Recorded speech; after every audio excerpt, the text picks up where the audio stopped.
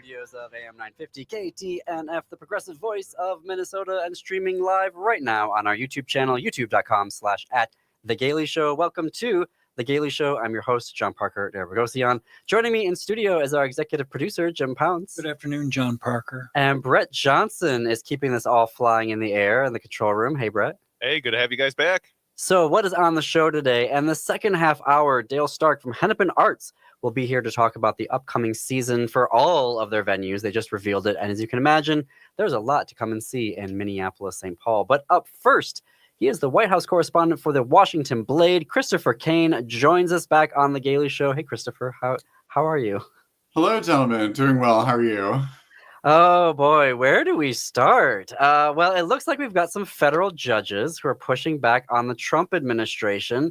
Maybe we start with the gender-affirming healthcare one. So a judge temporarily blocked the executive order that restricts access to gender-affirming healthcare. What can you tell us about that? That's right. So this is a temporary pause. It's in effect for 14 days, but it can be extended. And this is a major victory that I think the community should be celebrating. One of the things that I took away from the hearing that resulted in this decision was that the judge was very much interested in hearing from the plaintiffs about the harms they had directly suffered as a result of that loss of healthcare suddenly. Because after the executive order was passed, there were several hospitals and health systems that immediately stopped providing, hormone therapies and other kinds of gender care in the immediate aftermath of that. So, and it's also something that we've seen as well with the victory this week and I shouldn't say victory yet, that's premature, but the LGBTQ organizations challenging the trans military ban as well. The judge in a hearing yesterday seemed very eager to strike down that ban when they get an official policy from the Pentagon. And likewise, that federal judge also is very interested to hear from the plaintiffs who were military service members and to hear from them about their experiences. Why was the temporary ban only 14 days? So that's a good question. It usually, so in the case of many of these federal courts, like what the plaintiffs challenging the laws are looking for are a preliminary injunction, which typically is in place. It halts the enforcement of the law that they're challenging pending the outcome of the litigation, whether that results in, is appealed to the appellate courts or even Supreme Court. But in this case, to answer your question, I don't recall offhand why it was only a 2-week pause. So they are, I'm assuming then that they're going to reconvene in court before the end of that 2-week ban. I would expect so, yes. Okay. And then, so anecdotally, we've seen, we did see immediately all those hospital systems that immediately stopped providing care. And now there's the injunction or the ban, temporary ban. What is anecdotally, I feel like a lot of folks may just say, hey, these hospital systems may say, no, we're not going to resume because we don't know what's going to end up happening there. Are you seeing any of that in your reporting? Certainly. So there's a lot of uncertainty and a lot of businesses are reticent to engage in conduct that might put them in the crosshairs of the new administration. And I think we're seeing that across a variety of different fronts. So it'll be interesting to see what comes. I think a lot of providers are looking for guidance from HHS, and there was actually a report out today citing a few sources familiar. I didn't report this, but somebody else did. That HHS is going to be issuing a policy soon on transgender health. So we can expect it's going to be an effort to curtail and restrict access to health treatments. Hmm. Well, okay. I guess we'll have to stay tuned to your reporting on that one. You mentioned yesterday, federal judge Ana Reyes looks set to strike down the trans military ban. What did she say in court that signals that she's amenable to doing that? So a number of things. So she referenced repeatedly the plaintiffs that were in the courtroom, and said something to the effect of, would you want to have these men and women in a foxhole with you defending you? And really put the attorney representing the Justice Department, really called him on the carpet and had him answer that and respond to that. She also said that the executive order barring trans military service is based on incorrect ideas about biology, the notion that there are only two sexes that are fixed at birth. She also said at one point, and again I'm paraphrasing here, but something like, somebody smarter on the DC Circuit Court would have to tell me that I'm wrong if about this policy. So she seems quite confident that it's going to be something she can strike down. So my new favorite federal judge. So they lost this fight in the first term. Was there anything substantially different to the administration's argument this time around, or were they just literally just trotting out the same arguments from 2017? So I don't believe there's anything different, especially pending the issuance of a formal policy, because what we don't know is how the ban is going to be effectuated. And additionally, whether people that are currently serving that are transgender will be kicked out, and how that process would work. Because I think I may have mentioned this in a previous discussion with you all, but historically, it would have been done through medical discharges, which requires a board to assess the claims about the soldier's readiness and ability to engage in combat, and it takes a long time. So there are a lot of open questions out there. In 2017, when the ban was challenged, there were multiple federal courts that issued injunctions halting the implementation for a couple of years. So they were at least able to delay. And in that sense, you might look at it as a victory, that the policy was not technically in effect or being enforced. Now, at the same time, of course, even the scepter of something like this coming down is going to discourage trans people from enlisting, from going to the military academies, and that kind of thing, just with the knowledge and expectation that the military is not going to be a welcoming environment for them potentially, at least at the highest level. So, right. And there is so you mentioned that last time there were multiple courts. There's also an additional challenge to this law out of Washington State. That's right. And that challenge is being litigated by the Human Rights Campaign and Lambda Legal. And this one that I was referring to with Judge Ray's is being litigated by the National Center for Lesbian Rights and GLAD Law. That's GLAD Law. So in this, so the Pentagon and Secretary Hegseth, I still can't believe I have to say Secretary Hegseth. Those two words should never be going together. They have to say what the policy is of how they're going to do a ban. But can Judge Reyes preemptively say, nah, you're not going to do that? Like, don't even bother writing it? Or do we have to wait until he issues that before then she can formally say, okay, now we're done? So that's a really good question. So I believe Judge Reyes is waiting for the issuance of a policy before she makes a decision on the request for a preliminary injunction. So that's kind of the main decision that we're looking for in her courtroom. But she also pressed the Justice Department on the question of whether the executive order constitutes a ban in lieu of a formal policy. And they were really trying to kind of toe the line between saying, yes, it does, and also, no, it doesn't. Wow. Okay. So in the event, so last time around, this didn't make it up to the Supreme Court, right? The federal judges just basically stopped this in its tracks. That's right. And you wouldn't necessarily need, so a federal judge, if they issue an injunction, would apply nationwide. So you would not need the jurisdiction of the Supreme Court to reach a decision that would apply and be the law of the land. Of course, with the knowledge that the other side can always appeal that decision. Okay. Oh, wow. So what are the next steps then? Because I believe Judge Reyes is in court today, and then we got to wait for Pete Hegseth. But what are the things that you're looking for in terms of the next steps of this case? Yeah, so the next deadline, and you're correct that they're meeting, there was another hearing today, and I unfortunately did not have time to follow that, so I'm not sure how that went. But there's another court date scheduled for, or at least plans to schedule another court date before March 3rd, which is the date by which Pete Hegseth is expected to issue, Secretary Hegseth is expected to issue that formal policy. Do you feel like the courts are holding up in terms of being a check and balance to this administration? That's a really good question. It's still really early days. Like, we're not even a full month into the new administration, if you can believe that. But the courts are going to be, days. I know, the courts are going to be under enormous strain here.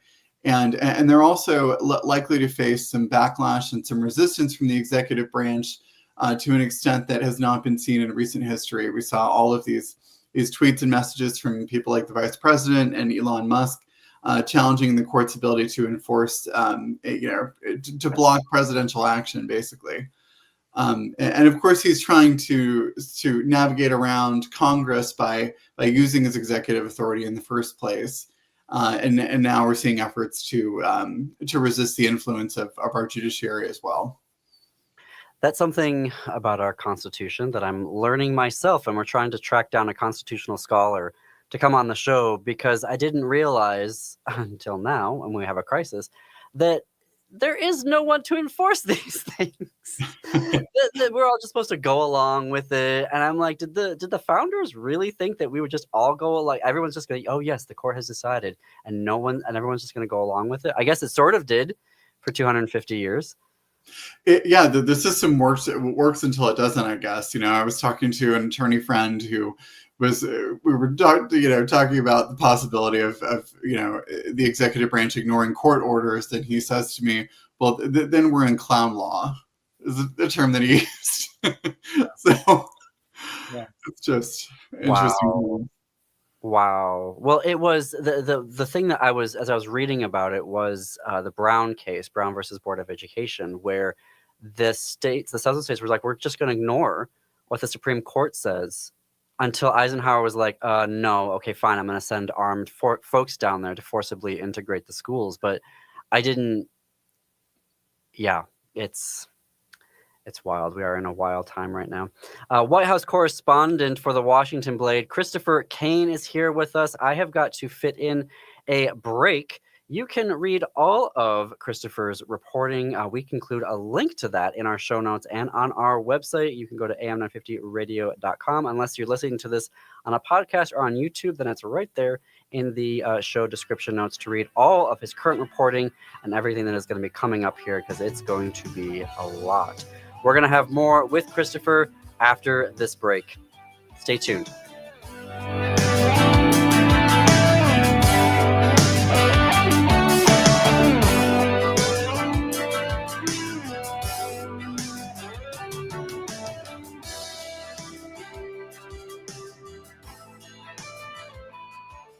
Hi, this is Laura. Listen to Food Freedom Radio every Saturday at 8 a.m. or anytime via podcast. Our individual health is connected to the health of each other, and connected to the health of the earth. We know the problems with the dominant food system: climate change, deadening soils, nitrates in the water, factory farming, injustice, concentration of wealth. How do we both as individuals and as a community step up and support a living food system which honors the earth? Tune to Food Freedom Radio every Saturday at 8 a.m. and remember to support your independent farmers. At Queermunity, savor our seasonal menus from our chef, June Day, a James Beard Awards semifinalist. We feature locally sourced foods grown and produced by queer and BIPOC farmers. A full-service cafe offering your favorite cold brew coffees, hot teas, cider spritzes, and our very own house-made chai lattes. Start your day with our smoked bacon and egg breakfast sandwiches served on a biscuit with chipotle mayo and cheddar cheese. Vegan? Try our vegan sausage, egg, and cheese. For lunch, pair our seasonal salads and soups with a caprese panini served on Rose Street baguettes.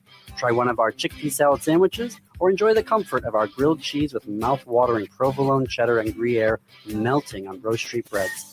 We serve sweet and savory pastries, and check out our new bar menu featuring local beer, wine, and custom double hard seltzers. Mention AM950 at the cafe register for a free beverage with entree purchase. The Queermunity Cafe is open 7 days a week, 8 a.m. to 8 p.m. More info at queermunitymn.com. Turn to Auto Technical with your vehicle donation. Even though Auto Technical is a small nonprofit, we have helped more families with transportation than any organization in Minnesota. Since '94, we have reconditioned donated vehicles so they have a higher tax benefit. Call Richard at 612-919-5526, 612-919-5526, or autotech.org. This is Andy Otto, your host of Twin Cities Pride Amplified, inviting you to join us this Saturday at 3 p.m. as we get to know Dobbs DeCourcy, aka Ms. Diagnosis, the director of our brand new Pride Cultural Arts Center. We'll visit with Dobbs about their art, all the great things happening at the PCAC, what to expect if you stop by for a visit. That's this Saturday at 3 p.m. right here on AM 950, the progressive voice of Minnesota.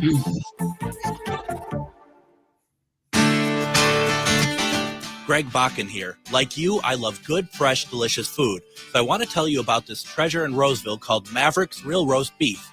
Maverick's has the best roast beef sandwiches I've ever had. Made fresh, every order. Add fries or onion rings dropped in the fryer when ordered, and you have a winning combination. Maverick's Real Roast Beef has a lot more than roast beef, so check out their website, mavericksbeef.com, or check out their restaurant on Lexington in Roseville.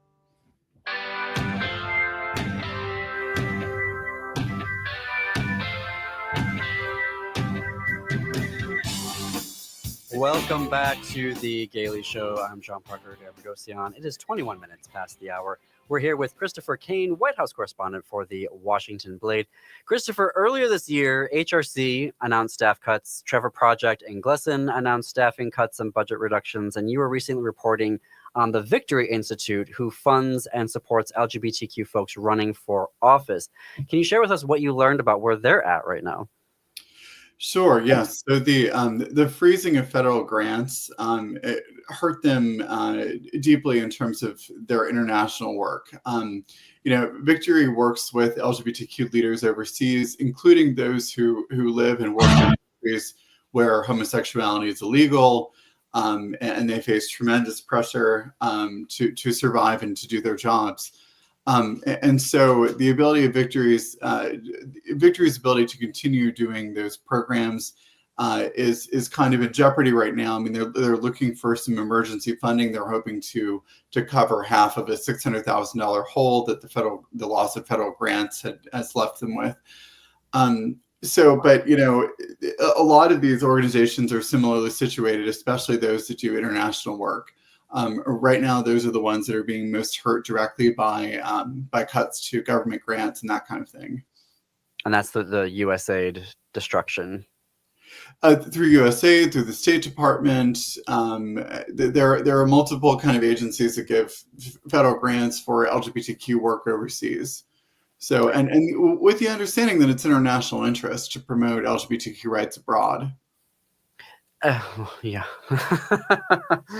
Yeah. One would hope. The reduction, though, in federal funding is also sort of being paralleled in corporate giving right now, too, isn't it?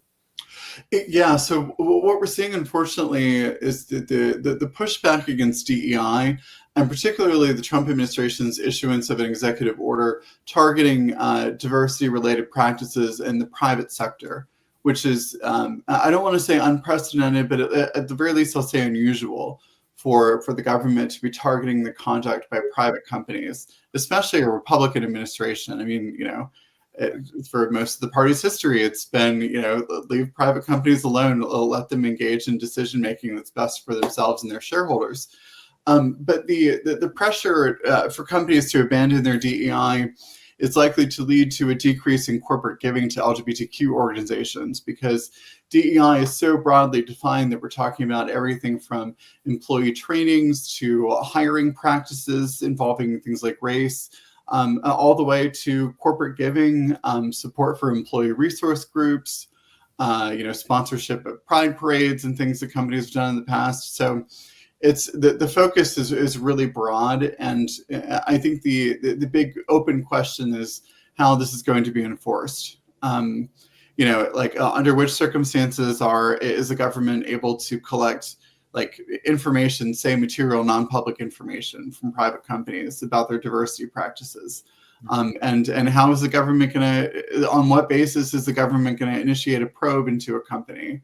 So these are all kind of big questions that the companies have. And I think what we're going to see is that in light of the uncertainty, companies are going to perhaps overcorrect or, not engage in diversity related practices.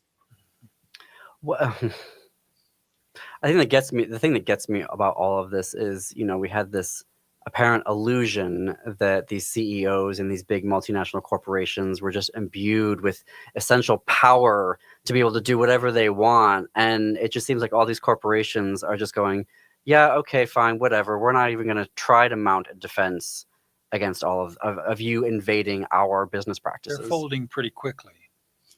A lot of them are. At the same time, you can look at a company like Costco that has really pushed back against efforts to curtail its DEI. I think what I'm at least having trouble reconciling is the fact that the business community, as demonstrated by like management consulting firms like McKinsey and Bain Capital, they all understand that investing in diversity is good for a company's bottom line in the long term.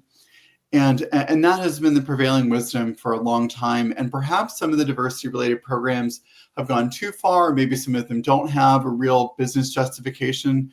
But the overcorrection in the other direction also presents its own set of dangers. If you don't have a robust DEI program in place, you can be sued for discrimination in both directions. And under state laws.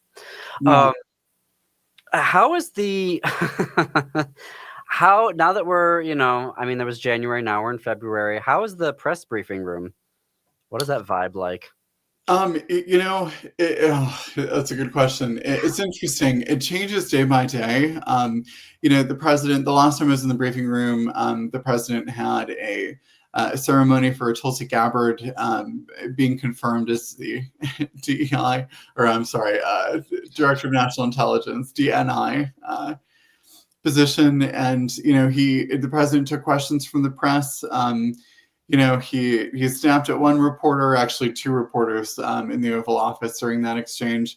But the president's made himself available to the press to an extent that's much greater than what we saw from Joe Biden. But it's really a mixed bag. I mean, I'm sure you guys were probably following the news about the Associated Press, right? Mm-hmm. Mm-hmm. Yeah. So some really troubling developments on that front with respect to like press freedoms.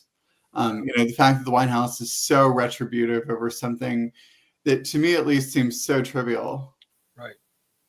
It does. So not only that, but then we see, the Times, both of them, New York and LA, Washington Post, trying to show, hey, we'll play ball, and yet they're still being kicked out. I think the Pentagon kicked out the New York Times and Washington Post, right? So it's like, why are they're still losing access, even though they're trying to, curry favor? Yeah, I think a lot of news companies are trying to figure out how to do this. There was, now I don't remember which company, but there was a company that came out and said, we're going to refer to this as the Gulf of America because our readers are mostly US based, and that's what America is now calling it. I think that's a reasonable position. It could be interpreted as folding as well, though. So I kind of see both sides there. But it's really a difficult line to walk, and especially with this administration, which is so unpredictable. I think that companies fold too quickly at their own peril, because if you're giving in over something so minor and we're less than a month into the administration, what does that portend for the next 4 years? Briefly, what is it like? I mean, with your colleagues in that room? I mean, are they just all sitting there slack-jawed, like the rest of us watching at home? It really depends. I think everybody's just trying to do their best under their circumstances. There are a lot of conservative reporters in the room. People from international news outlets. So there's a variety of different folks in the room. Well, I could just talk to you all day long, and I know we'll have you back soon in the near future. So, White House correspondent Christopher Kane for the Washington Blade. You can catch all of his reporting. Follow the links that we have in our show notes and on our website. Christopher, we'll see you soon. Thank you so much. Absolutely looking forward to it. All right, we're going to take a break here. No part of the show would be possible without our advertisers and sponsors. So visit, shop, and thank them for keeping progressive radio, news, and talk on the air. Tell them you heard about them on The Gailey Show.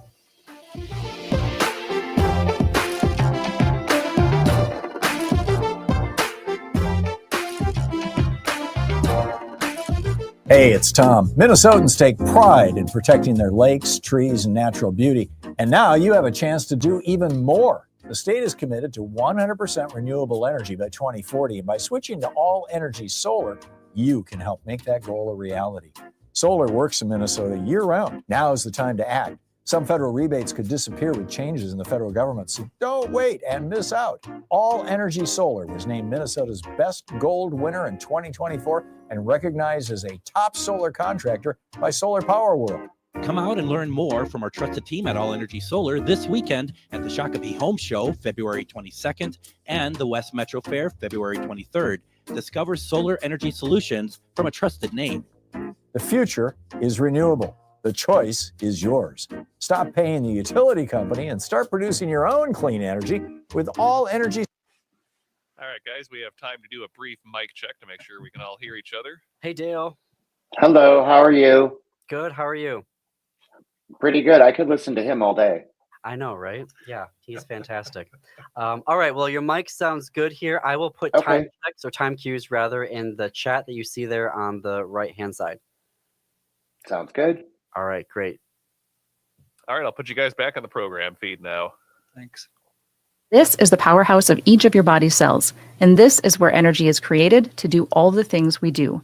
The demands of modern life, such as stress, aging, and environmental toxins, decrease our mitochondrial function, and we experience things like decreased energy, brain fog, and we generally feel exhausted.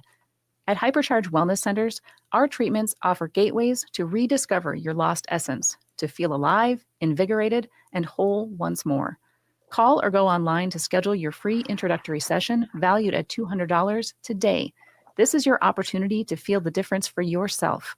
No matter where you are in the Twin Cities, there is a convenient location near you. Visit hyperchargeclinic.com now. That's hyperchargeclinic.com. Hypercharge is hope. You want to feel important? You want to be part of something bigger? Something that matters and that you can help change things. You want to feel like you belong. We felt that way too. I'm Sergeant First Class Chris Urick from Glencoe, Minnesota, and that's why we did something about it. We aren't just Minnesota Army National Guard soldiers. We are people just like you, and together we can make a difference. Take on your legacy. Visit nationalguard.com/MN to find out more. Sponsored by Minnesota Army National Guard, aired by the Minnesota Broadcasters Association and the station. With your AM 950 weather, I'm Brett Johnson. Look for partly sunny skies today with a high near 6, tonight cloudy with a low of 6 below, and Thursday sunny with a high near 14. Since 1984, Cafe Latte has been serving up the freshest baked goods and modern comfort food in a cafeteria setting. Their menu is prepared with the best ingredients available. Cafe Latte is a leader in sustainable dining, composting their food and paper waste along with recycling everything they can. Located off Victoria and Grand, more at cafelatte.com.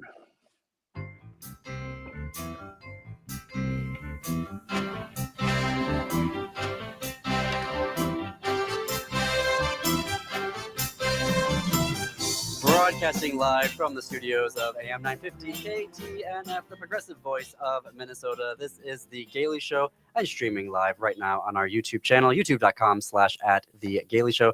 I'm John Parker Derabagosian. It is 33 minutes past the hour. Joining me in studio is our executive producer, Jim Pounds. Hey there. And Hennepin Arts has just revealed their upcoming season, and there's a lot of good things there. The director of marketing and communications, Dale Stark, with Hennepin Arts, joins us now. Hey, Dale, how are you? Hi, good afternoon. Afternoon. It needs to stop. I'm done. I'm ready. There's a lot of things that need to stop, but first things first, I need it to be above 30 degrees again. You know what I tell people who don't live here when they ask, how do you handle it? I just say, once it goes below 0, it all feels the same. It makes me feel a little bit better, but I don't know if it's entirely true. It's at least good for like 20 seconds. Yeah, whatever we have to tell ourselves to get through. Right. It's the length of time underneath 0 that starts to get on my nerves. But something that can also help with that, going to the theater. Yes. So going to see a show where it's nice and warm. You all have so much that's coming up here. So where do we want to start? Do we want to go like theater by theater, or what are the big headline shows that you're excited about that are coming to the cities now, to Hennepin Arts? Oh gosh, where do we start? So we just announced our 25-26 Broadway season. 2 weeks ago, but it feels like 2 months ago because we've already had a show since then. Hadestown was here last week, and then we've got Life of Pi coming up in a couple of weeks. But ramping up for 25-26, we've got 11 shows coming over the course of the next year, totaling about 20 weeks of Broadway shows. So there's a lot. Is one thing I'm interested in is they were packaged. I went to the opening event or the announcement event. Thank you for that invitation. And they were packaged such that these shows, I think there were 8, are the season, and then these other 3 shows are add-ons. And I'm curious the thinking there. Well, how did it turn out to be that? Is it 8 about all anybody will subscribe to, or something like that? Our typical number is 7 or 8 shows in a package. And to build a package, we will look at what is brand new, what's going out for the first time, what haven't we had, because since they're brand new, they're easier to sell within a package. With the returns or the season add-ons, we've got, the quintessential Broadway, Wicked, Les Mis, and Phantom, all multi-weeks. And so, those big, and those are all big blockbuster shows. So, everyone's a little bit different. Some people will see one of those shows once and be good for about 5 years. And some will see it every single time. And by having those shows off subscription as a special, then we're not necessarily forcing people into only seeing, what's really, really popular every single time it comes. So when you buy a package, you have you're first in line to pick up any of those additional shows a la carte. Right. And is there pressure on things like to be a season ticket holder because you get better seats? I mean, you get guaranteed seats, although it seems like they're fairly large theaters. So I don't know whether something selling out is common or not, but is it to get better seating priority or something like that? Would that be an incentive to buy a season ticket? Absolutely. There's a few factors at play. One, buying a package, there's a discount built into the price of the package and all 8 shows. So if you bought the same seats at single ticket prices, you're going to pay a higher amount. So the discount is the first one. And then the second one is, like you said, is guaranteeing your seats. So, for example, when we had Hamilton the first time, when we announced the season, we were able to say, if you want to guarantee a seat to Hamilton or any show, if you buy a season ticket package, you're locked in.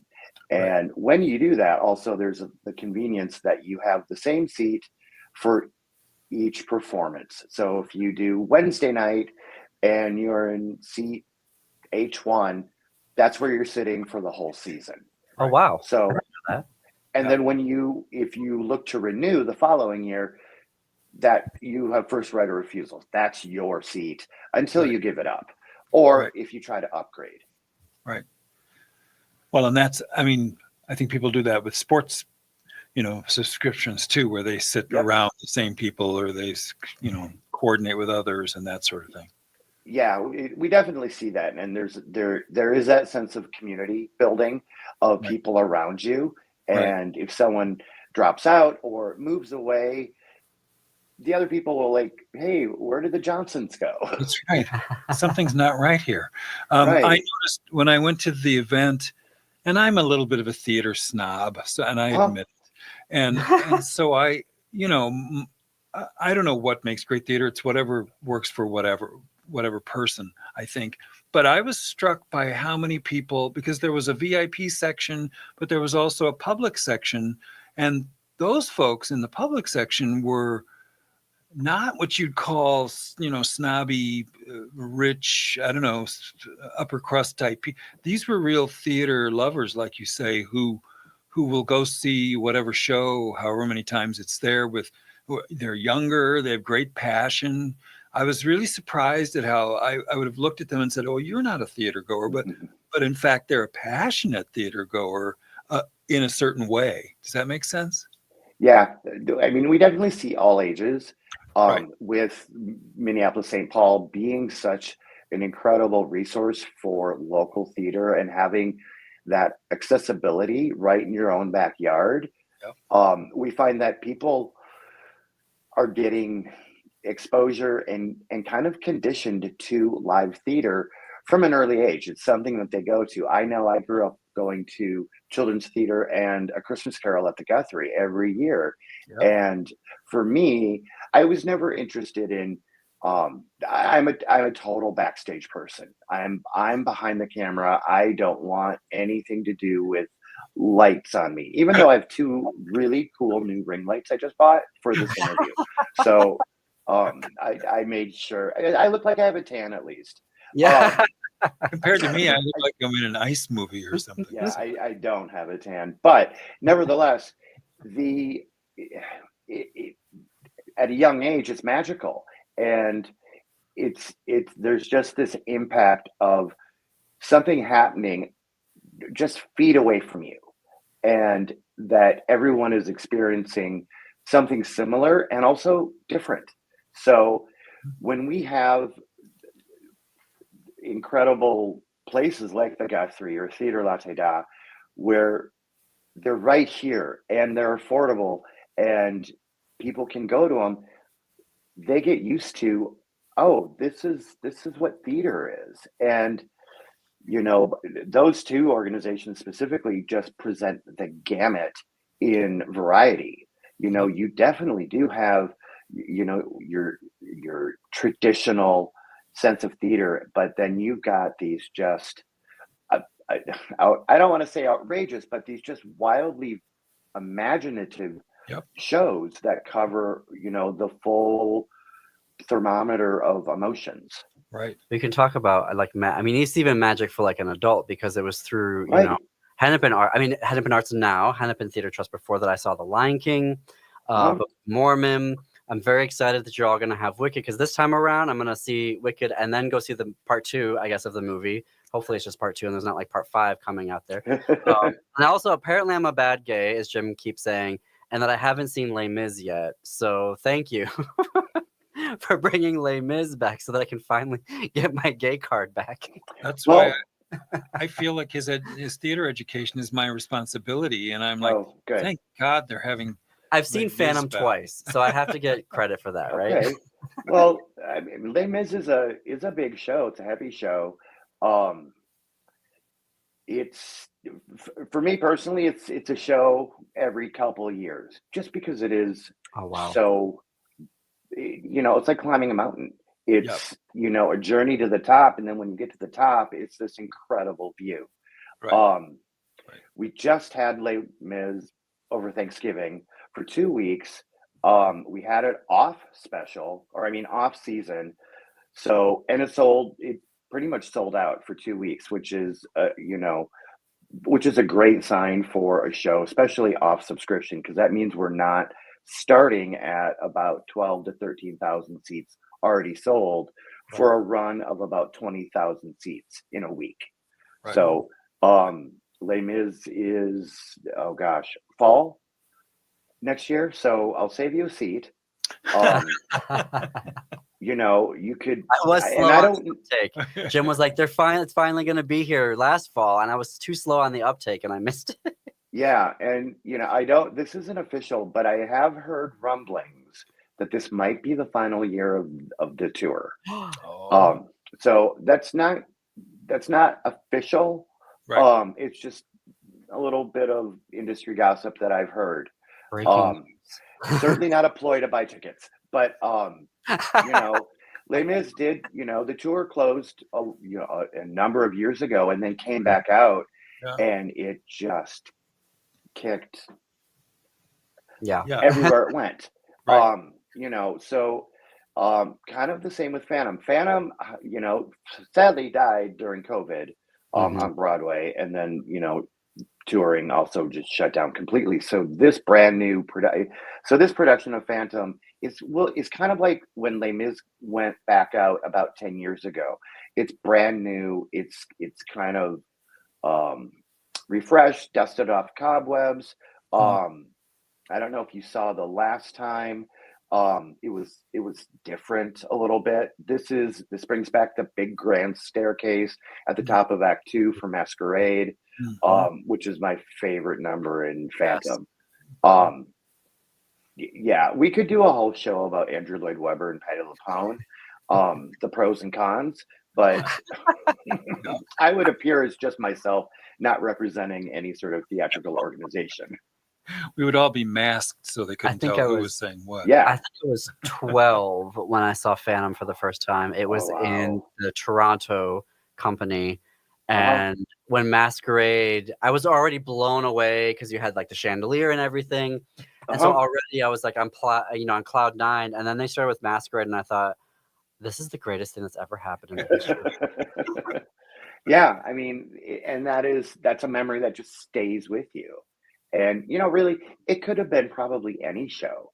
I remember, I think it was the Guthrie, my mom took me to see a production of Guys and Dolls. I was probably 12, maybe.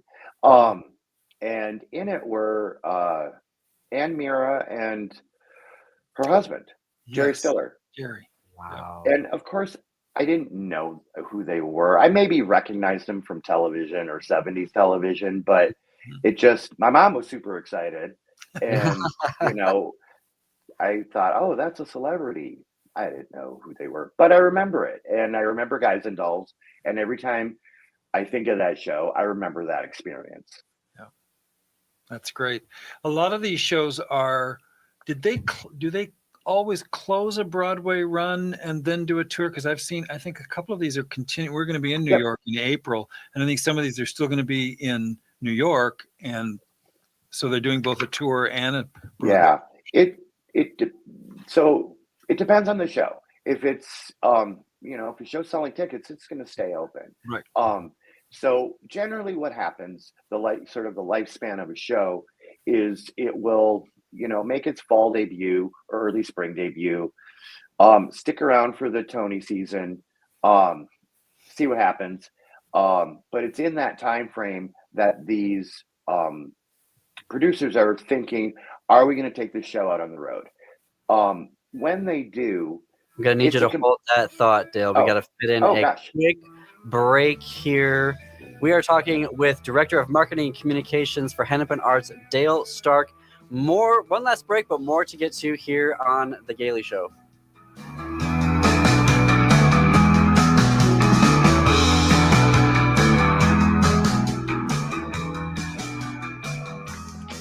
Sorry, I didn't see the cue.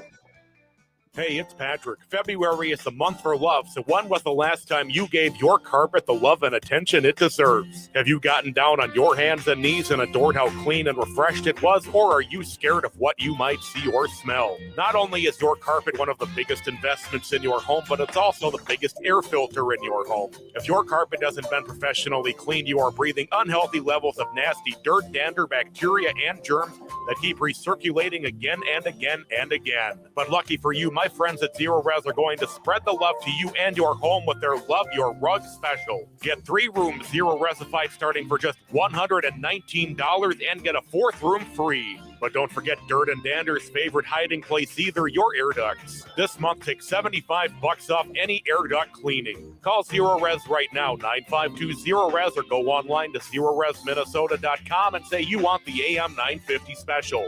Back order forward, it smells the same. Zero Res. Hi, I'm Philip Anthony, host of the Downright Upright Show, airing right here on AM 950 radio, Saturdays at 5 p.m. Join me as I dive into captivating conversations with people from all walks of life. As a proud member of the LGBTQ community, I celebrate diversity and beyond with unique stories that make us fantabulous. Please join me every Saturday at 5 p.m. or wherever you listen to podcasts. In these challenging times under the second Trump administration, reading can be a powerful tool to manage stress and anxiety, and Next Chapter booksellers can help. Their newest table features books designed to channel anxiety into meaningful action. From Noam Chomsky to Henry David Thoreau, it's a collection that invites you to reflect, learn, and take action during chaotic times. Explore the full list of titles at nextchapterbooksellers.com. That's Next Chapter Booksellers off Snelling and Grant, here to help keep your sanity. You may not think of it, but winter is a great time to take care of those exterior home projects. This is Chad, owner of AM 950 for Snap Construction. Most people wait until the warmer months for their exterior home projects, but labor costs are actually lowest in the winter. And that's true for the contractor I trust, Snap Construction. Arguably the most well-reviewed exterior contractor and insulation contractor in the metro. Are you noticing ice dams on your house? Or is your furnace constantly running and you're still not comfortable? In addition to your exterior home projects, winter is also a great time to get your insulation checked with a free energy audit from Snap Construction. The average cost to upgrade your insulation is oftentimes less than a new furnace. Plus, there are rebates available from your energy provider when you upgrade your insulation. As always, Snap Construction stands by their work with a lifetime craftsmanship warranty. So don't wait for prices to rise in the warmer months. Get a free estimate now by calling 612-333-SNAP, 612-333-SNAP, or go to snapconstruction.com.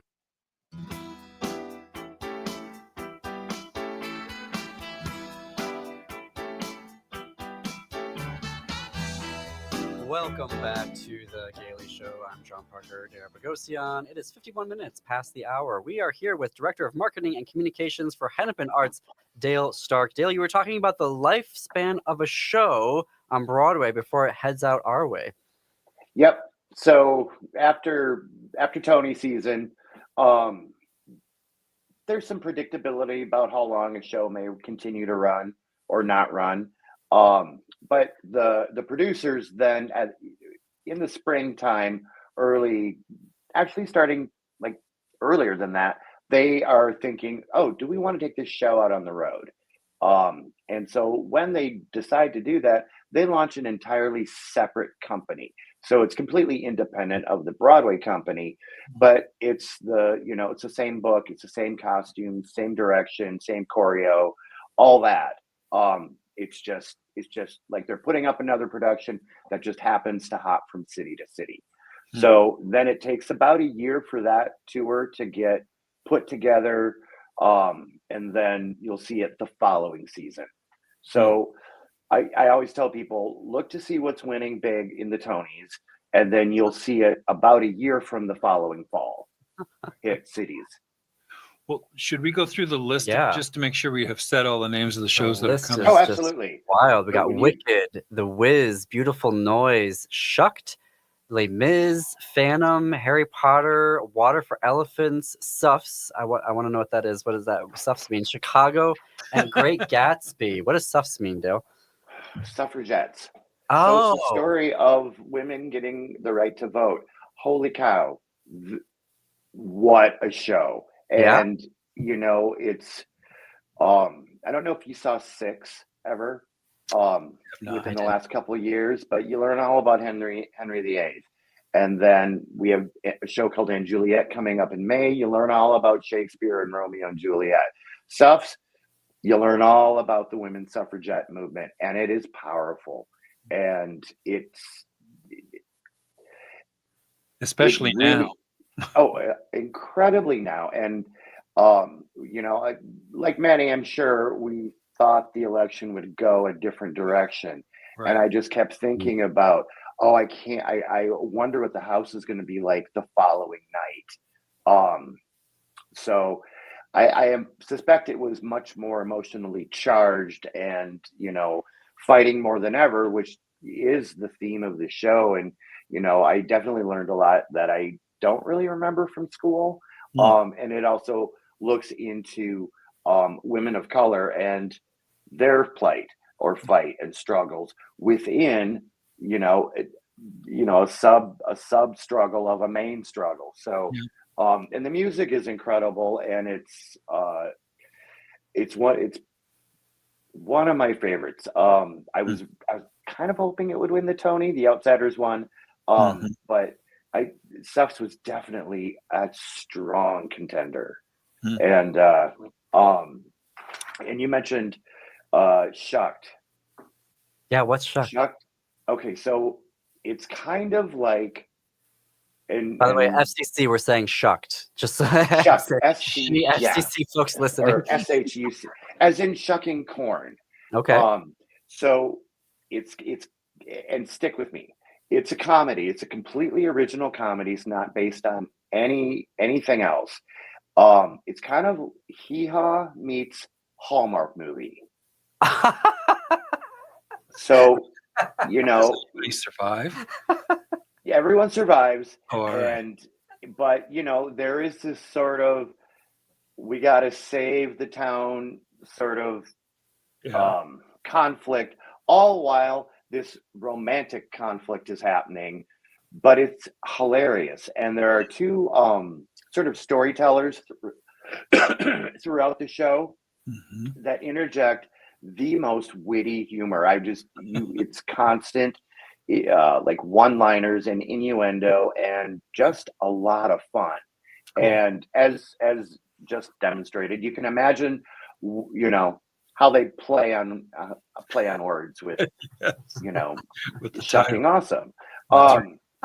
So, but it is exciting when there is, a show like that is completely original. I see it becoming a movie, and then maybe a musical adapted from that movie, and then maybe a play.